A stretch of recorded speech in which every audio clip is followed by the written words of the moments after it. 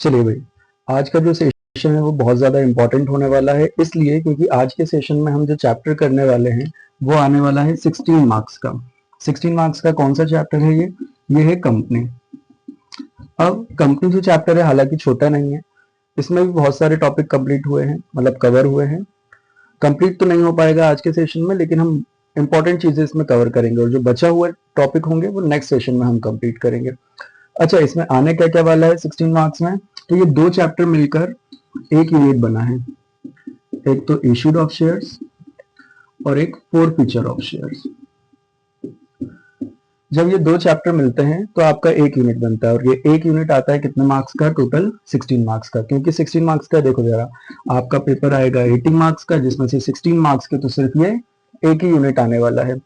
मतलब लगभग 20% जो आपका पेपर रहेगा उसका 20% जो है वो इसी चैप्टर में से रहने वाला है। अगर इस चैप्टर के आपने न्यूमेरिकल नहीं किए हैं तो न्यूमेरिकल जरूर देख लें। अगर न्यूमेरिकल आपको समझना है तो कमेंट बॉक्स में आप कमेंट कर दें कि भाई न्यूमेरिकल समझा दे, तो हम आपको एक सेशन ले लेंगे जिसमें आपको न्यूमेरिकल एक्सप्लेन कर देंगे। अच्छा, अभी हम क्या करने वाले हैं, तो अभी हम थ्योरी कवर करने वाले हैं। आज के सेशन में हम जो क्वेश्चंस करेंगे वो कितने मार्क्स के रहेंगे, 2 मार्क्स, 3 मार्क्स या 4 मार्क्स। हम आज के सेशन में जो क्वेश्चंस कवर करेंगे उसमें 2 मार्क्स के भी क्वेश्चन रहेंगे, 3 मार्क्स के भी रहेंगे, 4 मार्क्स के भी रहेंगे, और ये जो 1 मार्क्स के एमसीक्यूज आते हैं वो भी इसी में कवर होने वाले हैं। अब सबसे पहले एक डेफिनेशन यहाँ पे लिखा हुआ है, आपको दिख रहा है। ये जो डेफिनेशन है कंपनी का, अगर आपसे पूछा जाता है कि एक कंपनी, तो आपको ये डेफिनेशन याद रखना है। देखने में डेफिनेशन हो सकता है थोड़ा सा बड़ा लग रहा हो, लेकिन ये एक डेफिनेशन आपको बहुत सारे क्वेश्चन करवाने वाला है। इस एक डेफिनेशन से आपका डेफिनेशन यानी मीनिंग कवर हो जाएगा, आपका कैरेक्टरिस्टिक कवर हो जाएगा, और तो मतलब बहुत सारे क्वेश्चन कवर होने वाले हैं। तो ये डेफिनेशन अगर आप बात कर लेते हैं तो बहुत बड़े रहने वाला है। डेफिनेशन क्या है, जैसे पार्टनरशिप है, पार्टनरशिप के बारे में अगर आपसे पूछा है पार्टनरशिप का डेफिनेशन दिया कहाँ गया है, तो आपको याद रखना है इंडियन पार्टनरशिप एक्ट 1932 सेक्शन 4। इसी तरह से आपसे कंपनी के बारे में पूछा जाता है कि कंपनी का डेफिनेशन कहाँ दिया गया है, तो कंपनी के डेफिनेशन के बारे में आप याद रखिएगा इंडियन कंपनी एक्ट 2013 सेक्शन 220। ठीक है, ये आपको याद रखना है। ये क्यों याद रखना है, क्योंकि आपसे चीजें पूछा जा सकता है, दोनों चीजें अपने आप में इंपॉर्टेंट है। अब कंपनी का डेफिनेशन क्या है, इसको बहुत अच्छे से समझिए, समझने वाले हैं बहुत अच्छे से, डीपली क्यों समझ रहे हैं, क्योंकि ये एक ही डेफिनेशन, ये लगभग लाइन का डेफिनेशन दिख रहा है, ये दिखने में सिर्फ डेफिनेशन यानी मीन है, लेकिन ये आप कैरेक्टरिस्टिक भी कवर करेगा और बहुत सारे 2 मार्क्स के क्वेश्चंस कवर करने वाला है। सबसे पहले डेफिनेशन है क्या, a company is an artificial person created by law having a corporate and legal personality distinct from its members, limited liability, transfer shares, perpetual succession and a common। तो ये इसका डेफिनेशन है। इसको और थोड़ा सा हम डिटेल में जाकर समझते हैं। कहा रहे कंपनी क्या होता है, तो एक कंपनी एक आर्टिफिशियल पर्सन होता है। सबसे पहले क्या याद रखना है, क्या होता है, एक आर्टिफिशियल पर्सन होता है। आर्टिफिशियल पर्सन क्या है, आर्टिफिशियल पर्सन जो कि एक्चुअल में एक पर्सन नहीं है, लेकिन इसे राइट दिए गए हैं एक पर्सन की तरह। आर्टिफिशियल पर्सन क्या है, जो कि एक्चुअल में पर्सन नहीं है, आपकी हमारी तरह एक पर्सन नहीं है, उसका कोई फिजिकल फॉर्म नहीं है, लेकिन उसे राइट पूरे दिए गए हैं एक पर्सन की तरह। अब ये कैसे हो सकता है, जैसे जनरली ये होता है कि हम एक बैंक में अकाउंट ओपन करवा सकते हैं, हम किसी भी तरह कैश कर सकते हैं, किसी एसेट्स को सेल कर सकते हैं, हम किसी पे केस कर सकते हैं, कोई हम पर केस कर सकता है, हम किसी को पेमेंट कर सकते हैं, कोई हमें पेमेंट कर सकता है। यही सारे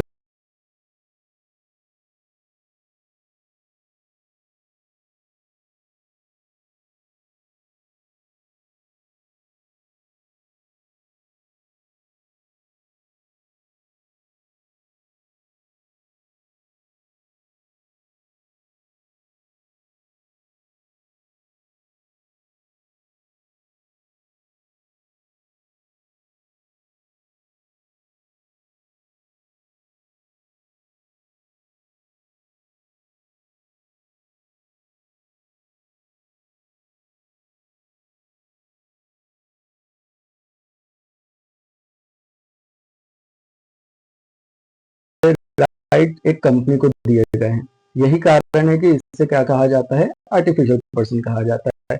तो कंपनी क्या होता है, एक आर्टिफिशियल पर्सन होता है। क्यों होता है आर्टिफिशियल पर्सन, अगर आपसे पूछा जाए तो आप क्या बताएंगे, क्योंकि इसे राइट दिए गए हैं ह्यूमन की तरह, एक पर्सन की तरह। ये किसी भी तरह के एसेट्स को परचेस कर सकता है, सेल कर सकता है, बैंक में अकाउंट ओपन करवाया जा सकता है किसी भी कंपनी के नाम से। इसके बाद ये किसी भी तरह के एसेट्स को परचेस कर सकता है, किसी भी एसेट्स को सेल कर सकता है, किसी को पेमेंट कर सकता है, कोई इसे पेमेंट कर सकता है। तो ये कुछ बातें हैं जिसकी वजह से इसे आर्टिफिशियल पर्सन कहा गया है। सेकंड, आगे क्या कहा जा रहा है, क्रिएटेड बाय द लॉ। इसे जब शुरू किया जाता है तो बाय द लॉ शुरू किया जाता है, मतलब इंडियन कंपनी एक्ट में जो जो कंडीशंस दी गई हैं तो उसके अकॉर्डिंग इसे शुरू किया जाता है।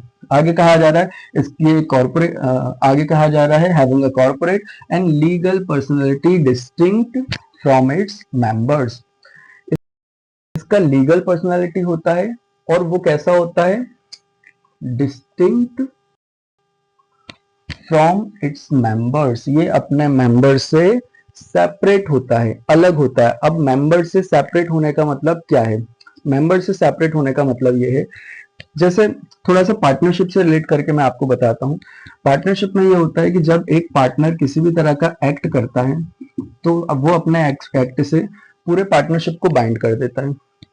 अगर पार्टनर ने कुछ किया है तो मानेंगे पूरे पार्टनरशिप फॉर्म ने वो काम किया है। अगर पार्टनरशिप फॉर्म कोई काम करता है तो उसके लिए पूरे पार्टनर बाइंड हो जाएंगे कि सारे पार्टनर ने मिलकर काम किया है। लेकिन कंपनी में क्या होता है, अगर कोई काम है जो कि कंपनी कर रही है तो उसके लिए उसके मेंबर्स बाइंड नहीं है, ठीक है। अगर कोई कंपनी का मेंबर कुछ काम कर रहा है तो उसके लिए कंपनी बाइंड नहीं है। यही रीजन है कि इसके लिए क्या कहा गया है, डिस्टिंक्ट फ्रॉम इट्स मेंबर, जिसे सेपरेट लीगल एंटिटी भी कहा जाता है। अब आगे हम बढ़ते हैं तो कहा जा रहा है विथ लिमिटेड लायबिलिटी। इसकी जो लायबिलिटी होती है वो कैसी होती है, लिमिटेड होती है। किसकी लायबिलिटी लिमिटेड होती है भाई, कंपनी के जो मेंबर्स होते हैं उनकी लायबिलिटी, उनकी रिस्पॉन्सिबिलिटी लिमिटेड होती है। अब ये लिमिटेड लायबिलिटी का मतलब क्या है कि जितना इन्होंने शेयर्स खरीदा है इनकी रिस्पॉन्सिबिलिटी, इनकी लायबिलिटी सिर्फ वहीं तक होगी। जैसे पार्टनरशिप में अगर आप देखें कि पार्टनरशिप में क्या होता है, देखो मैं रिलेट करके इसलिए बता रहा हूं ताकि आप इजीली कंपेयर कर सको, क्योंकि इन दोनों में कंफ्यूजन होता है और दोनों अपने आप में बहुत हद तक अपोजिट चीजें हैं। पार्टनरशिप में क्या होता है कि पार्टनरशिप फर्म में अगर पार्टनरशिप ने किसी भी तरह का एक लोन लिया, तो अगर पार्टनरशिप में किसी तरह का लोन लिया गया है और इस लोन को पे पार्टनरशिप फर्म नहीं कर पा रही है तो उसकी वजह से जो पार्टनर्स हैं ये अपने पर्सनल एसेट्स को सेल करेंगे और उसके बाद फिर इसका पेमेंट करेंगे। लेकिन क्या कंपनी में ऐसा है, कंपनी में ऐसा बिल्कुल नहीं है। कंपनी में अगर कंपनी किसी भी तरह का लोन लेती है यानी किसी भी तरह के डेप्ट में है तो उसका पेमेंट कंपनी खुद करेगी और अपने एसेट से करेगी। उसके लिए जो इसके मेंबर्स हैं वो इसमें लायबल नहीं होंगे। यही कारण है कि इसकी जो लायबिलिटी होती है वो कैसी होती है, लिमिटेड होती है। अच्छा, तो ये बात भी जो है वो एमसीक्यू में आती है कि जो कंपनी है, कंपनी के मेंबर्स की लायबिलिटी कैसी होती है भाई, लिमिटेड होती है। और अगर आपसे पार्टनरशिप का कहा जाए कि पार्टनरशिप में जो पार्टनर्स हैं इनकी लायबिलिटी कैसी होती है, तो याद रखिएगा अनलिमिटेड होती है। दोनों क्यों कंपेयर कर रहे हैं हम, ताकि दोनों के कॉन्सेप्ट क्लियर हो जाए। अगर पार्टनरशिप वाला सेशन आपने नहीं देखा है तो पार्टनरशिप वाला भी सेशन आप जाकर देखिए, वो पूरा वीडियो है, पूरा बहुत ज्यादा डिटेल में दिया हुआ है, उससे पार्टनरशिप के भी आपके डाउट क्लियर हो जाएंगे। चलिए आगे बढ़ते हैं। आगे कहा जा रहा है ट्रांसफरेबल शेयर्स। इसके जो शेयर्स होते हैं वो कैसे होते हैं, ट्रांसफरेबल होते हैं। अगर आपने किसी भी कंपनी के शेयर्स परचेज किए हैं तो आप उसको इजीली किसी को भी ट्रांसफर कर सकते हो। इसके लिए आपके ऊपर किसी तरह का कोई रेस्ट्रिक्शन नहीं होगा। तो फ्री ट्रांसफरेबिलिटी ऑफ शेयर्स होती है। फ्री ट्रांसफरेबिलिटी ऑफ शेयर्स मतलब आप पे कोई रेस्ट्रिक्शन नहीं है, आप इजीली शेयर्स किसी को भी ट्रांसफर कर सकते हैं। आगे कहा जा रहा है परपेचुअल सक्सेशन। अब ये परपेचुअल सक्सेशन क्या होता है, परपेचुअल सक्सेशन का भी बड़ा सिंपल सा मीनिंग है, मतलब कंपनी के मेंबर्स जो हैं वो अगर कंपनी छोड़ के चले भी जाते हैं, छोड़ के चले जाना मतलब कि उन्होंने छोड़ दिया बिजनेस, अब उन्हें करना ही नहीं है, या फिर जो कंपनी के मेंबर्स हैं उनकी डेथ हो गई, या फिर वो इंसॉल्वेंट हो गए, कैपेबल नहीं है अब कंपनी का रन करने में या फिर किसी भी तरह का कॉन्ट्रैक्ट करने में, तो क्या कंपनी बंद हो जाएगी, बिल्कुल नहीं। कंपनी का जो एक्सिस्टेंस होता है वो कैसे नेचर का होता है, परपेचुअल सक्सेशन होता है। परपेचुअल सक्सेशन मतलब कंपनी के मेंबर्स अगर कंपनी किसी भी रीजन से छोड़ भी देते हैं तो भी ये बंद नहीं होती है। आगे देखिए, आगे कहा जा रहा है and a common seal. Company की अपनी खुद की एक सील होती है। जैसे हमें कुछ भी काम करना है, हम किसी तरह का कॉन्ट्रैक्ट कर रहे हैं तो हम क्या करेंगे, अपने साइन कर देंगे। अब कंपनी तो क्या है, एक आर्टिफिशियल पर्सन है, तो कंपनी तो साइन कर नहीं सकती, तो कंपनी का क्या चलेगा, कंपनी का सील चलेगा, तो इसलिए कहा जा रहा है कॉमन सील। तो ये कुछ बातें हैं जो आपको इसके बारे में मेनली याद रखना है। तो कंपनी क्या होता है, सबसे पहली चीज एक आर्टिफिशियल पर्सन होता है, डिस्टिंक्ट फ्रॉम इट्स मेंबर्स, ये अपने मेंबर से अलग होता है। इसका लायबिलिटी कैसा होता है, लिमिटेड होता है इसके मेंबर्स का। ट्रांसफरेबल शेयर्स होते हैं, परपेचुअल सक्सेशन होता है और कॉमन सील होती है। कितनी चीजें जो मैंने हाईलाइट की है, पहला ये हो गया, दूसरा ये हो गया, तीसरा, चौथा, पांचवा और छठवा। तो 6 चीजें हैं जो कि मैंने हाईलाइट की है। अब ये इसका ओवरऑल डेफिनेशन हो गया, मतलब इसका मीनिंग हो गया। अब इसमें आगे और क्या हो सकता है, तो मैंने आपसे वीडियो के स्टार्टिंग में कहा था कि इसमें से कैरेक्टरिस्टिक भी बनेंगे और बहुत सारे 2 मार्क्स के क्वेश्चन भी इसमें से बन सकते हैं। कैरेक्टरिस्टिक इसमें से कैसे बनेंगे भाई, ये डेफिनेशन अगर आपने याद कर लिया और आपसे पूछा जाता है कि भाई कंपनी के कैरेक्टरिस्टिक बताइए, तो आपको क्या करना है, हम क्या करते हैं, पॉइंट बनाते हैं, उसके बाद लिखते हैं। तो देखो पॉइंट कैसे बन जाएंगे इसके,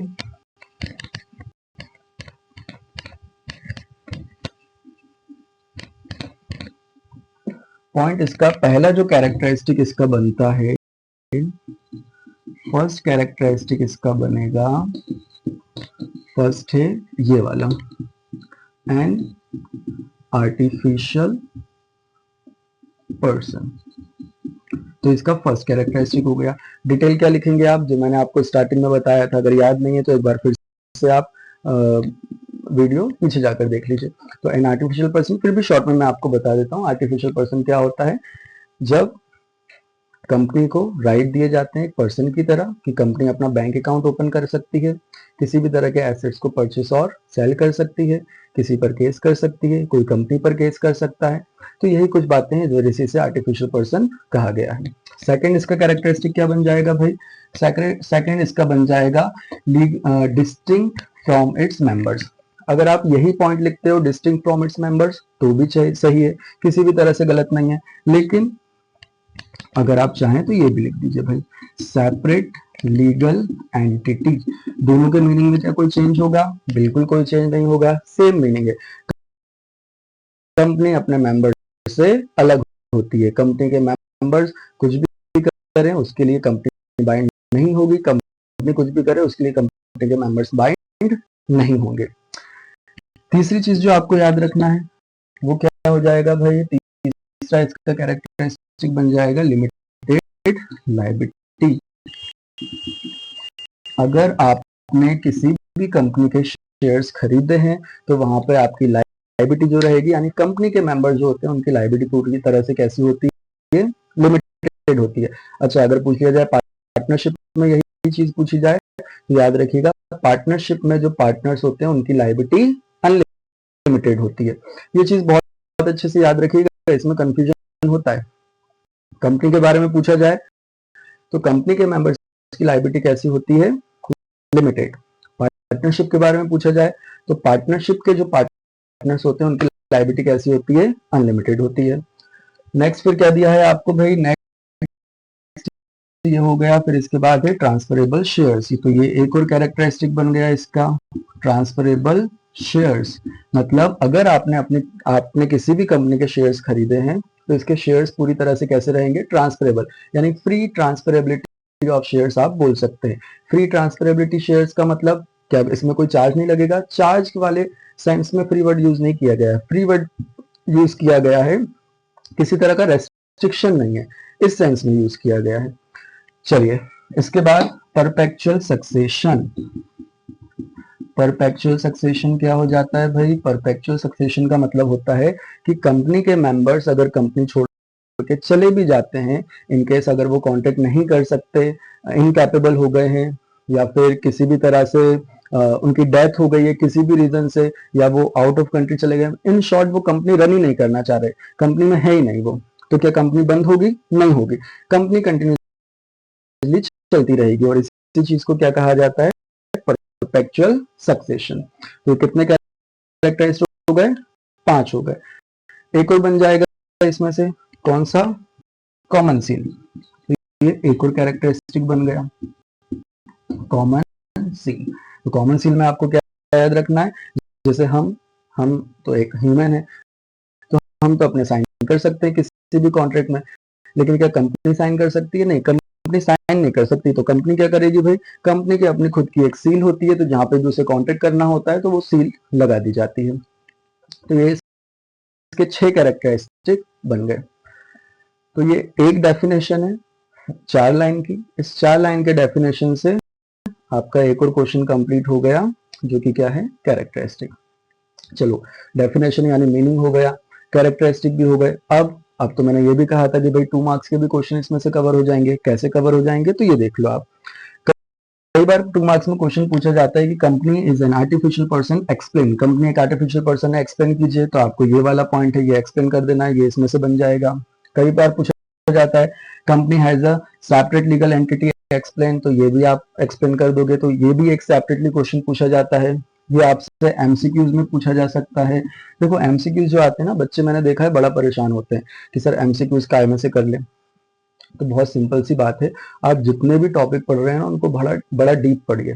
तो जो भी एमसीक्यूज बन के आते हैं, चाहे फिलिंग द ब्लैंक्स हो, चाहे मैचअप हो, ट्रू फॉल्स हो, वन वर्ड हो, एमसीक्यूज हो, ये सारे के सारे आपने जितना भी बुक में से लॉन्ग लॉन्ग पढ़ा है ना, उसी में से बनकर आएंगे। तो अगर वो आपने कर लिए तो एमसीक्यूज के लिए आपको ज्यादा परेशान होने की जरूरत नहीं है, कहीं और भटकने की जरूरत भी नहीं है।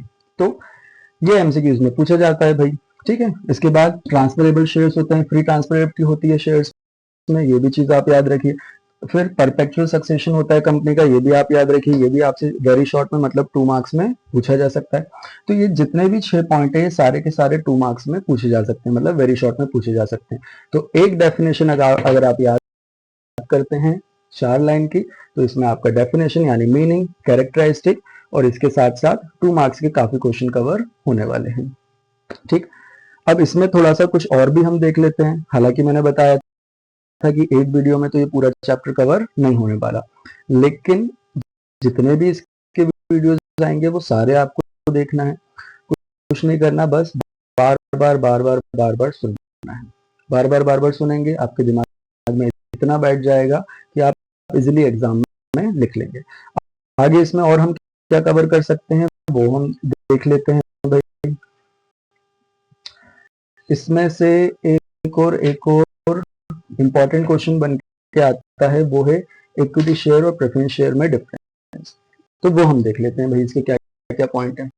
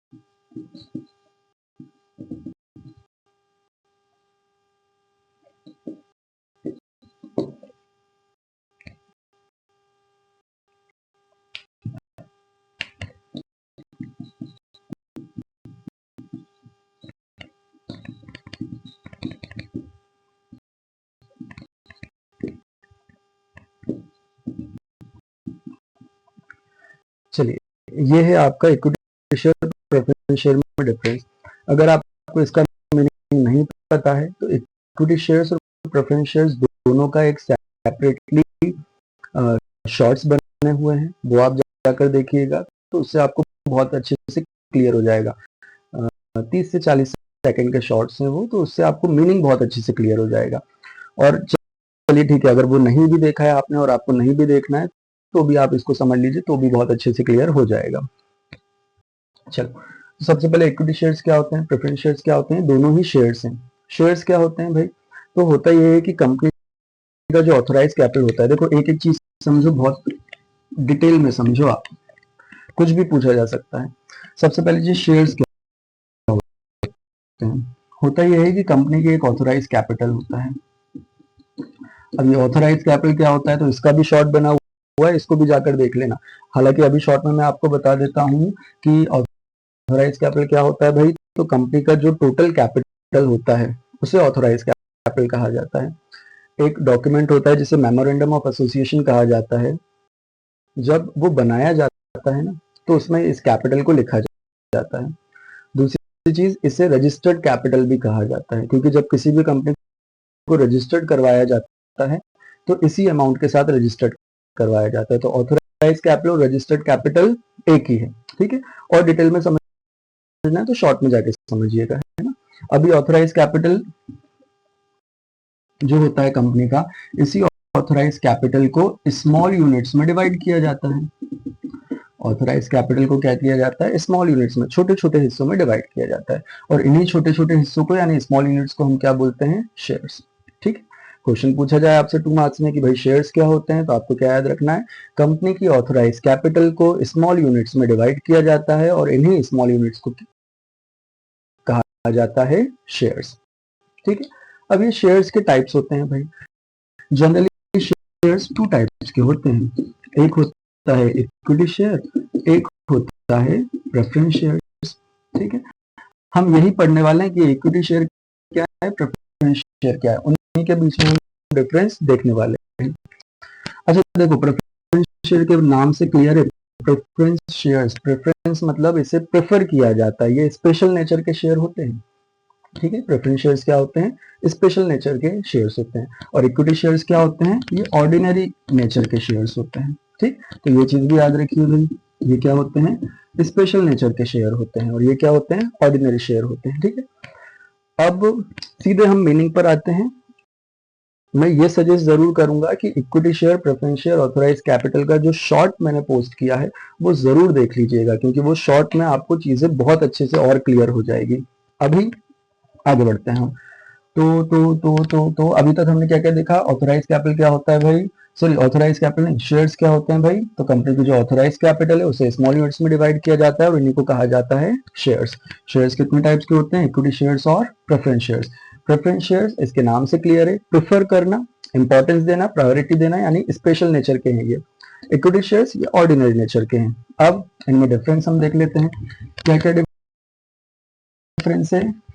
फर्स्ट पॉइंट जो आपको दिया हुआ है, फर्स्ट पॉइंट क्या है, रेट ऑफ डिविडेंड। सबसे पहले समझ लें कि ये डिविडेंड क्या होता है। देखो, अगर आपने किसी कंपनी का शेयर खरीदा, यानी कंपनी, किसी भी कंपनी का शेयर यानी हिस्सा अगर आप खरीद रहे हैं, तो उसके बदले में आपको कुछ तो मिलेगा ना, इसलिए तो आप शेयर्स खरीद रहे हैं। तो उसके बदले में आपको क्या मिलेगा, तो आपको प्रॉफिट का एक हिस्सा मिलता है। अगर आपने किसी भी कंपनी के शेयर खरीदे हैं तो उसके बदले में आपको प्रॉफिट का हिस्सा मिलता है। और ये जो प्रॉफिट का हिस्सा होता है ना भाई, इसी को क्या कहा जाता है, डिविडेंड। ठीक है। अगर पूछा जाए डिविडेंड क्या है, इन केस वैसे पूछा नहीं जाता लेकिन आपको याद रखना है भाई, डिविडेंड क्या होता है। अगर आपने किसी कंपनी के शेयर खरीदे हैं तो आपको प्रॉफिट में हिस्सा मिलेगा, जो प्रॉफिट में हिस्सा आपको मिलेगा वही होता है डिविडेंड। पॉइंट है हमारा रेट ऑफ डिविडेंड, रेट मतलब परसेंटेज। तो इक्विटी शेयर्स जो है इसमें रेट ऑफ डिविडेंड फिक्स नहीं होता है, आपको कितना मिलेगा इसका परसेंटेज क्लियर नहीं है, पहले से कंफर्म नहीं है, फिक्स नहीं है। इसमें कैसा होता है भाई, इसमें पहले से फिक्स कर देते हैं कि आपको कितना परसेंट से यानी किस रेट से डिविडेंड मिलने वाला है। दूसरी चीज है सर्टेनिटी, सर्टन होना मतलब कंफर्म होना, सर्टन होना मतलब कंफर्म होना। ऐसी जो चीजें होती हैं जो कि कंफर्म है कि होगी उसे हम सर्टन बोलते हैं, और ऐसी चीज जिसका होना कंफर्म नहीं है उसे हम अनसर्टन बोलते हैं। तो सबसे पहले वर्ड हम देख लेते हैं कि सर्टन है क्या, सर्टेनिटी है क्या। जैसे मैं कहूं कि भाई आज रात होगी, कल सुबह होगी, तो ये तो सर्टन वाली बात हो गई कि कंफर्म है, होना ही है। अगर मैं कहूं कि आज बारिश होगी या कल बारिश होगी, तो ये तो अनसर्टन बात हो गई, कंफर्म ही नहीं है। तो ये जो सर्टन है ना, सर्टन का मतलब क्या है, ये बता रहे हैं, कंफर्मेशन बता रहे हैं। तो इक्विटी शेयर्स के बारे में कहा जाता है कि इन्हें डिविडेंड का पेमेंट हो इस बात की सर्टेनिटी नहीं होती है। मतलब हर साल इन्हें डिविडेंड मिलेगा, क्या ये कंफर्म है? बिल्कुल नहीं है, लेकिन इन्हें इन्हें ऑलमोस्ट थोड़ा बहुत कंफर्म होता है, इसमें सर्टेनिटी बनी रहती है कि इन्हें तो मिल ही जाएगा। ठीक, थर्ड पॉइंट आपको दिया हुआ है रिटर्न ऑफ कैपिटल। चलो थर्ड से पहले हम देखेंगे फोर्थ वाला पॉइंट। फोर्थ में क्या बोल रहे हैं भाई? Voting right. वोटिंग राइट का मतलब क्या है यहाँ पर? वोटिंग राइट का मतलब है कंपनी के जितने भी मैटर हैं उनमें बोलने का राइट। वोटिंग राइट का मतलब क्या है? कंपनी के मैटर में बोलने का राइट। अच्छा, ये जो क्वेश्चन है इसमें से भी एमसीक्यूज बनकर आते हैं, फिल इन द ब्लैंक वगैरह कुछ भी आ सकता है, ट्रू फॉल्स वगैरह। क्या क्या पूछा जा सकता है ये थोड़ी सी देर में के बाद बताऊंगा मैं आपको। तो वोटिंग राइट के बारे में क्या कहा जा रहा है? वोटिंग राइट का मीनिंग क्या है? सबसे पहले वो समझो भाई। वोटिंग राइट का मतलब है कंपनी के मैटर में बोलने का राइट।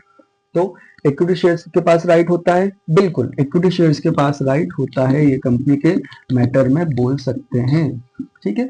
प्रेफरेंस शेयर्स वालों के पास ये राइट होता है क्या? प्रेफरेंस शेयर्स के पास ये राइट होता तो है, लेकिन ये सिर्फ और सिर्फ खुद से रिलेटेड मैटर में बोल सकते हैं। ओवरऑल कंपनी के सारे मैटर में बोलने का राइट इनके पास नहीं होता है। ठीक है, कंपनी के सभी मैटर में बोलने का राइट नहीं है, सिर्फ खुद से रिलेटेड मैटर में ये बोल सकते हैं। ठीक, नेक्स्ट आपको दिया है रिस्क। अब रिस्क किसमें ज्यादा है भाई? देखो यहाँ पे रेट ऑफ डिविडेंड भी फिक्स नहीं है, हर साल डिविडेंड मिलेगा या नहीं मिलेगा इसका भी कोई कंफर्मेशन नहीं है। इसका मतलब ये तो थोड़े से ज्यादा रिस्की लग रहे हैं, इसमें रिस्क हाई होता है, मतलब रिस्क ज्यादा होता है। इसमें रेट ऑफ डिविडेंड भी फिक्स है, इसके बाद हर साल इन्हें डिविडेंड मिल ही जाएगा, ये भी थोड़ा सा कंफर्मेशन दे ही रहे हैं, तो इसका मतलब इसमें रिस्क कैसा हो जाता है? कम, मतलब लोअर रिस्क नेचर के होते हैं, इसमें रिस्क कम होता है। ठीक, तो 4 पॉइंट हमने देख लिए। रेट ऑफ डिविडेंड देख लिया, यहाँ पे फिक्स नहीं है, यहाँ पे फिक्स है। सर्टेनिटी देख ली, इन्हें हर साल डिविडेंड का पेमेंट होगा, कोई कंफर्मेशन नहीं है, सर्टन नहीं है, इसमें सर्टन है।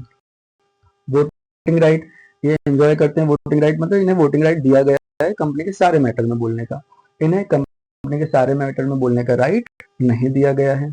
इसके बाद रिस्क, ये हाई रिस्क वाले होते हैं, ये लो रिस्क वाले होते हैं, इसमें रिस्क कम होता है। एक पॉइंट जो मैंने बचा के रखा हुआ है वो क्या है? Return of capital. सबसे पहली चीज, अब ये कैपिटल कहाँ से आ गया भाई? क्या जो शेयर खरीदते हैं वो भी कैपिटल लगाते हैं? तो देखो एक चीज याद रखो, अगर आपने किसी कंपनी के शेयर खरीदे हैं तो शेयर खरीदने के लिए तो आपने पैसा दिया है। अगर आपने किसी भी कंपनी के शेयर खरीदे हैं तो शेयर खरीदने में तो आपने पैसा दिया है, तो वो जो पैसा आपने दिया है ना वही कैपिटल है। तो क्या वो एक टाइम बाद वापस भी मिलेगा? हाँ बिल्कुल मिलेगा। कब? जब कंपनी बंद होती है। कंपनी के बंद होने को क्या कहा जाएगा अकाउंटिंग लैंग्वेज में? Liquidation of company. कंपनी का बंद होना क्या कहा जाता है? Liquidation of company. जब कंपनी का लिक्विडेशन होता है ना, तो पहले कैपिटल रिटर्न होता है किसका? प्रेफरेंस शेयर्स का। उसके बाद कैपिटल रिटर्न होता है किसका? इक्विटी शेयर्स का। तो इनका पहले रिटर्न होता है, इनका बाद में रिटर्न होता है। तो ये 5 बातें हैं, ये अगर आप याद रखते हैं इनके बारे में तो ये आपका बहुत हद तक इसका मीनिंग भी आपसे कवर हो जाएगा और डिफरेंस तो कवर हो ही रहा है। ठीक है, ये 5 बातें आपको याद रखना है। अब इसमें से एमसीक्यूज क्या क्या आ सकते हैं भाई? ओवरऑल इसमें से सारी चीजें हैं जो कि आपसे एमसीक्यूज में पूछी जा सकती है। ज्यादातर जो पूछी गई है वो क्या क्या हो सकती है? जैसे ये जो वोटिंग राइट वाली बात है ना, ये बहुत बार पूछी गई है, हो सकता है फिर से पूछ ली जाए।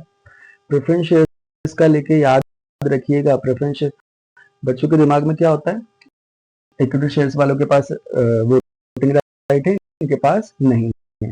तो आपको ऐसा याद नहीं रखना, आपको याद रखना है इन्हें कंपनी के सारे मैटर में बोलने का राइट है और इन्हें सिर्फ खुद से रिलेटेड मैटर में बोलने का राइट है, बाकी सारे मैटर में ये नहीं बोल सकते। इसके बाद रेट ऑफ डिविडेंड याद रखिए, इसमें फिक्स नहीं होता है और इसमें फिक्स होता है।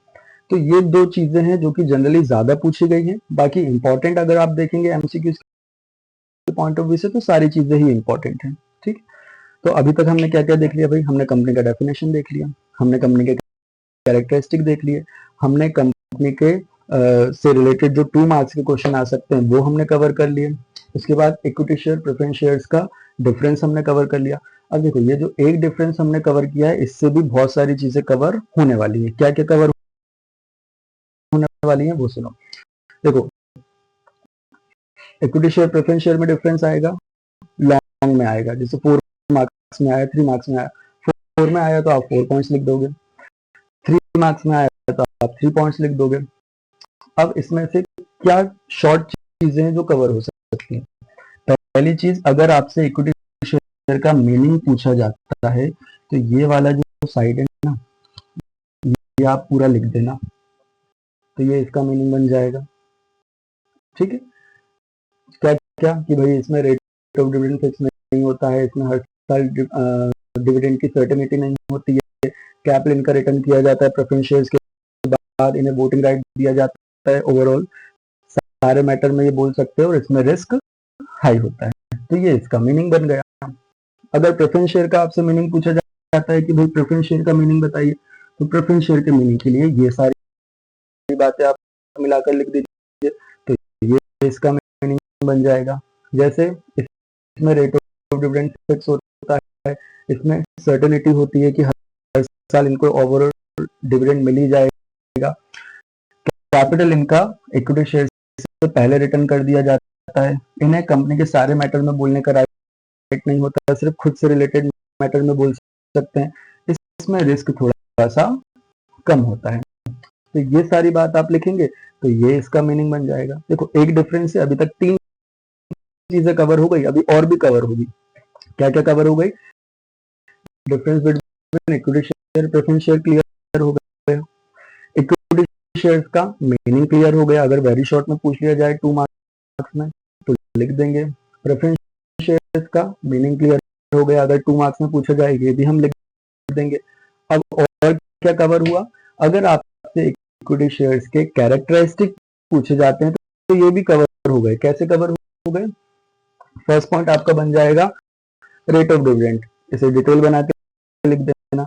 सेकंड पॉइंट बन जाएगा सर्टेनिटी, इसकी डिटेल ये बना के लिख देना। रिटर्न ऑफ कैपिटल, इसकी डिटेल ये बना के लिखना। फोर्थ पॉइंट वोटिंग राइट, इसकी डिटेल ये बना के लिखो। नेक्स्ट हो गया रिस्क, इसकी डिटेल ये बना के लिखो। तो ये भी एक कवर हो गया भाई कैरेक्टरिस्टिक। अगर पूछते हैं कि भाई हमें तो आप प्रेफरेंस शेयर के कैरेक्टरिस्टिक बताइए, तो वो भी इसी में से कवर हो जाएगा। कैसे कवर हो जाएगा? First point rate of dividend, इसकी डिटेल ये लिख दो। सेकंड सर्टेनिटी, इसकी डिटेल ये लिख दो। रिटर्न ऑफ कैपिटल, इसकी डिटेल ये लिख दो। वोटिंग राइट, इसकी डिटेल ये लिख दो। रिस्क, इसकी डिटेल ये लिख दो। तो एक डिफरेंस है जो 5 चीजें कवर कर रहा है। क्या क्या कवर कर रहा है? डिफरेंस कवर कर रहा है, इक्विटी शेयर का मीनिंग कवर कर रहा है, प्रेफरेंस शेयर का मीनिंग कवर कर रहा है, इक्विटी शेयर्स के कैरेक्टरिस्टिक कवर कर रहा है, प्रेफरेंस शेयर के कैरेक्टरिस्टिक कवर कर रहा है। एक डिफरेंस है 5। ठीक है, मैंने आपको अभी 2 ही क्वेश्चन समझाए, एक तो कंपनी का मैंने आपको मीनिंग समझाया है और इक्विटी शेयर प्रेफरेंस शेयर में डिफरेंस समझाया है। 2 चीजों से बहुत कुछ कवर होने वाला है। ठीक है, इसके बाद एक और हम चीज देख लेते हैं, फिर इस सेशन को हम खत्म करते हैं, आज के सेशन को। टाइप्स ऑफ प्रेफरेंस शेयर हम देख लेते हैं। देखो हमने देखा सबसे पहले शेयर्स होते हैं आपके 2 टाइप्स के, इक्विटी शेयर प्रेफरेंस शेयर। अभी जो प्रेफरेंस शेयर्स हैं इसके भी कई सारे टाइप्स हैं। क्या क्या टाइप्स हैं वो हम देख लेते हैं। अभी हम 4 टाइप्स इसके देख लेते हैं, हालांकि इसके 4 टाइप्स नहीं है, टोटल अगर हम देखें तो इसके टोटल 10 टाइप्स हैं, या 10 से भी ज्यादा हो सकते हैं, वो देख लेंगे। क्या हमें पूरे 10 करना है? देखो पूरे 10 आपको तब करना पड़ेंगे जब आप 2 मार्क्स के कवर करने वाले हो सारे। अभी हम देखें तो लॉन्ग के हिसाब से देखें तो हम सिर्फ 4 देख लेते हैं। अगर 4 मार्क्स में आपसे पूछा गया कि भाई types of preference share explain कीजिए, तो वो हम मतलब वो आज के सेशन में हो जाएगा। लेकिन कई बार वेरी शॉर्ट क्वेश्चन भी पूछा जाता है जिसमें आपको एक पर्टिकुलर शेयर का टाइप दे दिया जाएगा कि इसे एक्सप्लेन कीजिए, जैसे explain the convertible preference shares, या फिर explain the redeemable preference shares. तो ये आपको अगर करना है तो उसके लिए नेक्स्ट सेशन में एक सेशन में बनाऊंगा जिसमें सारे के सारे 2 मार्क्स वाले क्वेश्चन हम कवर करेंगे। अभी हम लॉन्ग के पॉइंट ऑफ व्यू से देख लेते हैं। तो ये कंपनी का फर्स्ट सेशन है, यानी फर्स्ट पार्ट है। जो सेकंड पार्ट आएगा वो भी जरूर देखिएगा। चैप्टर जो है पूरा 16 मार्क्स का होने वाला है, 16 मार्क्स का होने वाला है। तो टाइप्स ऑफ प्रेफरेंस शेयर देख लेते हैं हम।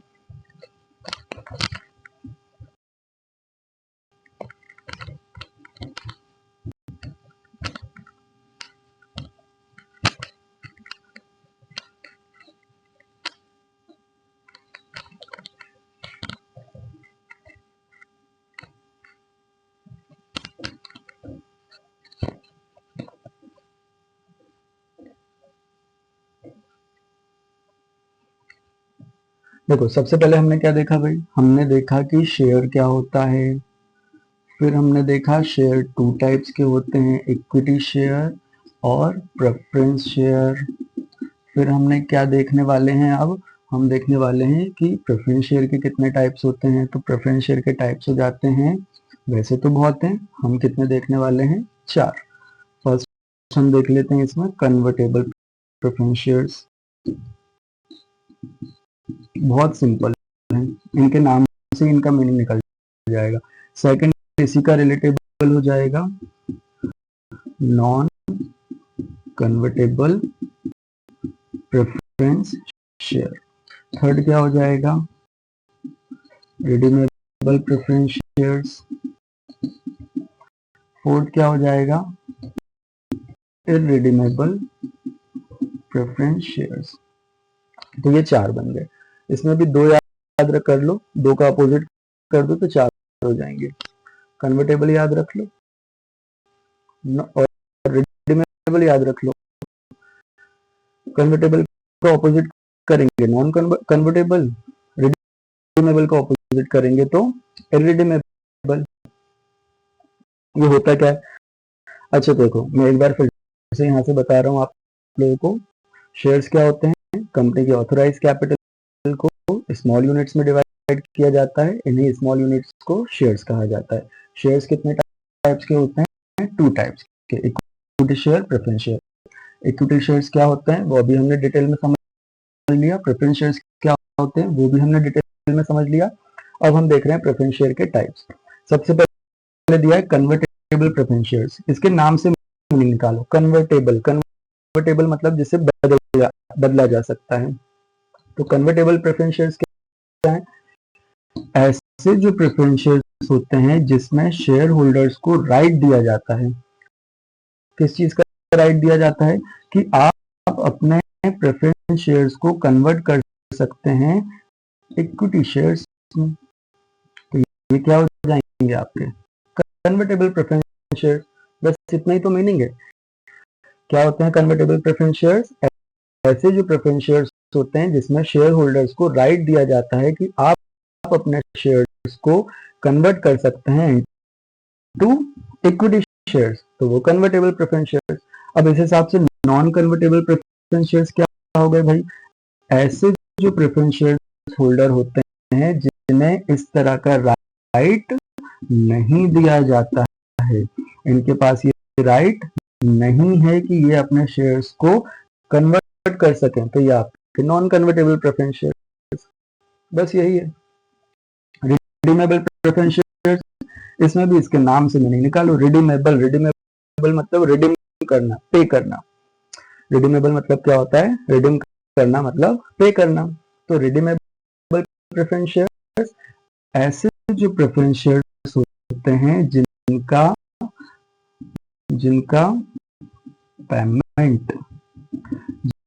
Payment after a specified period, एक स्पेसिफाइड पीरियड में हो जाता है, जिनका पेमेंट एक स्पेसिफाइड पीरियड में हो जाता है।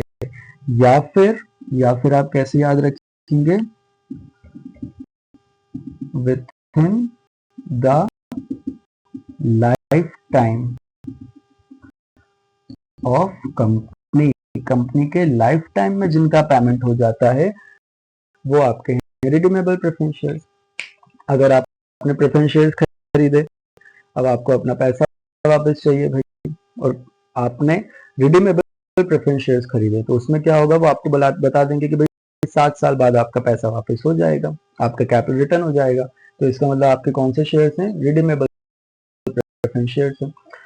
तो इसलिए कहा गया रिडीमेबल प्रेफरेंस शेयर्स ऐसे जो प्रेफरेंस शेयर्स हैं जिसका पेमेंट आफ्टर स्पेसिफाइड पीरियड, जैसे मैंने कहा ना आफ्टर 7 इयर्स हो जाएगा, तो ये स्पेसिफाइड पीरियड हो गया कि 7 इयर्स, या फिर ऐसा आप याद रखो कि with in the life time of the company, company के बंद होने से पहले हो जाएगा, है ना, कंपनी के लाइफ टाइम में जिनका पेमेंट हो जाएगा वो होते हैं रिडीमेबल प्रेफरेंस शेयर्स। बस ये दो बातें याद रखना है, दोनों लिख दोगे बहुत अच्छा हो जाएगा।